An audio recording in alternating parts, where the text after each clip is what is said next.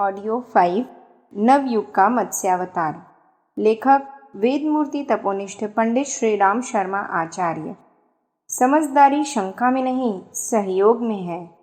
यहाँ किसी को भी चंदन में दुर्गंध ढूंढ निकालने का भ्रम जंजाल नहीं संजोना चाहिए। यह खुले पन्ने हैं कि अखंड ज्योति का मूल्य मात्र कागज, छपाई और पोस्टेज भर का है। किसी का पारिश्रमिक तक इसके मूल्य में नहीं जोड़ा जाता। ऐसी दशा में नफा कमाने जैसी बात तो किसी को स्वप्न में भी नहीं सोचनी चाहिए। मिशन स्तर की भावनाएं यदि इस तंत्र के साथ जुड़ी हुई न होती, उसे व्यवसाय भर समझा और किया गया होता, तो निश्चय ही पाठकों में किसी पर भी आदर्शवादी छाप पड़ने का सुयोग ही नहीं बन पड़ता। कहने वालों को तो क्या किया जाए। जिसके मुंह में पायरिया, पेट में अल्सर और आहार में लहसुन घुसा होता है, इनकी सांस में दुर्गंध ही उठती रहेगी। सदाशयता पर भी कुचक्र रचने जैसा आरोप लगाने वाले इस संसार में कम नहीं हैं। ईसाई मिशन, साम्यवादी प्रचारक, गीता प्रेस जैसे प्रकाशन प्रत्यक्ष हैं जो नफा नहीं कमाते। युग साहित्य का प्रकाशन भी ऐसा ही समझा जा सकता है। अखंड ज्योति का आर्थिक ढांचा तो आरंभ से ही ऐसा रहा है और अंत तक ऐसा ही रहेगा। सज्जनों का संगठन ही दैवी शक्ति के रूप में प्रकट होता और लक्ष्य पर ब्रह्मास्त्र की तरह टूटता है। अखंड ज्योति परिजनों का संगठन क्रम यूं साप्ताहिक सत्संग के रूप में भी चलता रहे। पारस्परिक घनिष्ठता बढ़ाने पर भी मिलजुल कर कुछ ठोस काम करने का अवसर मिलता है।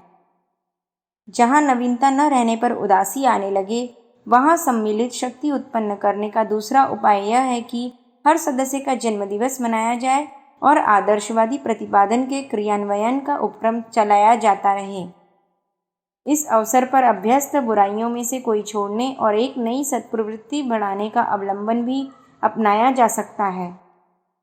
जन्मदिन मनाने में छोटा दीप यज्ञ, सामूहिक गायत्री पाठ, सहगान कीर्तन के उपरांत जिसका जन्मदिन मनाया जा रहा है, उसके ओजस, तेजस और वर्चस के अभिवर्धन की कामना की जा सकती है। अभिनंदन आशीर्वाद का क्रम चल सकता है और यथासंभव पुष्प वर्षा या उसके स्थान पर पीले चावलों का प्रयोग हो सकता है। बस हो गई जन्मदिन मनाने की प्रक्रिया। यदि अपने संगठन में 5 सदस्य और 25 अनुपाठक हों, तो इन सब को इकट्ठा करने पर एक अन्य समारोह हो सकता है। आतिथ्य सौंफ सुपारी तक सीमित रहे तो गरीब अमीर किसी को भी विषमताजन्य संकोच का अनुभव नहीं करना पड़ेगा। साल भर में 25 आयोजन हो जाया करेंगे और उनकी एकरस विचारधारा, घनिष्ठता एवं सत्प्रवृत्ति संवर्धन की प्रवृत्ति के समन्वय से अनेक रचनात्मक कार्य किसी न किसी रूप में चलते रह सकते हैं। हर सदस्य नियमित रूप से यथासंभव समयदान और अंशदान निकालता रहे तो उस संचित राशि के सहारे वे रचनात्मक क्रियाकलाप सरलतापूर्वक चलते रह सकते हैं, जिनके उत्पादन अभिवर्धन की इन दिनों नितांत आवश्यकता है। भाव शून्यों के लिए तो झपटना हड़पना ही एकमात्र अभ्यास में रहता है, पर जिनमें भाव संवेदनाएं जीवित हैं, उनके लिए तनिक भी कठिन नहीं होना चाहिए कि 24 घंटों में से न्यूनतम 2 घंटे निकालते रह सकें। महीने में एक दिन की कमाई खर्चने में दम घुटता हो तो कम से कम 50 पैसे रोज का अंशदान तो किसी जीवित व्यक्ति के लिए तनिक भी भारी नहीं पड़ना चाहिए। इस राशि में नव सृजन के उद्देश्य से इन दिनों निरंतर प्रकाशित होती रहने वाली वे पुस्तकें मंगाई जाती रह सकती हैं, जिनका मूल्य तो सस्तेपन की चरम सीमा जैसा रखा गया है, परंतु जिनकी हर पंक्ति में वह प्राण ऊर्जा लहराती और लपलपाती देखी जा सकती है, जो सड़न भारी मान्यताओं को बुहार कर किसी कोने में फेंक दे और उसके स्थान पर उस देवत्व की प्रतिष्ठापना कर दे जिसे अमृत, पारस और कल्पवृक्ष की उपमा देने में अतियुक्ति जैसा कुछ भी ढूंढे नहीं मिल सकता।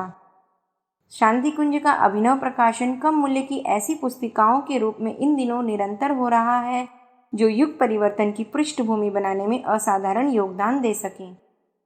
अंशदान के पैसों से यह साहित्य मंगाने और समयदान को उसे जन जन को पढ़ाने या सुनाने में लगाया जा सकता है।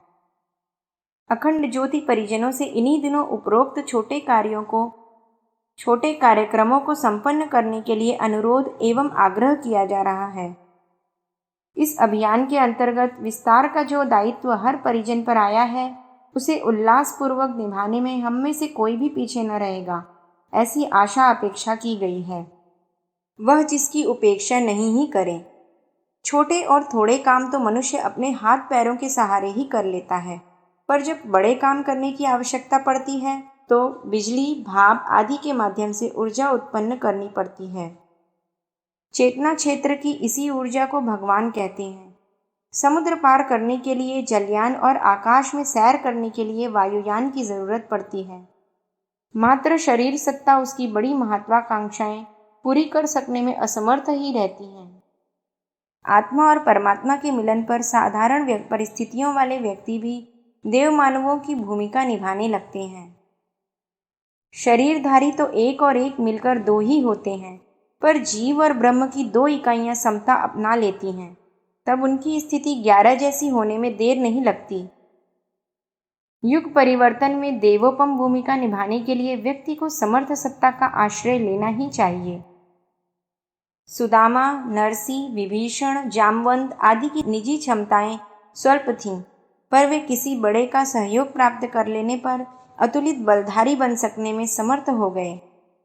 बच्चे हाथी, घोड़े, गाय आदि की कल्पना मानस में जमाने के लिए उनके खिलौने तथा चित्र देखने भर से काम चला लेते हैं। खिलौने प्राप्त करने में कुछ बड़ा खर्च भी नहीं करना पड़ता और उनके भरण पोषण का दायित्व भी नहीं, किंतु इन्हीं प्राणियों को यदि असली रूप में पाना पालना हो तो भारी भरकम कीमत चुकाना और नित्य प्रति घास, पानी, छाया आदि का प्रबंध भी करना पड़ता है। जीवंत और वास्तविक भगवान को पाने के लिए भी कुछ बड़ा साहस अपनाना और उपयुक्त जुटाना पड़ता है।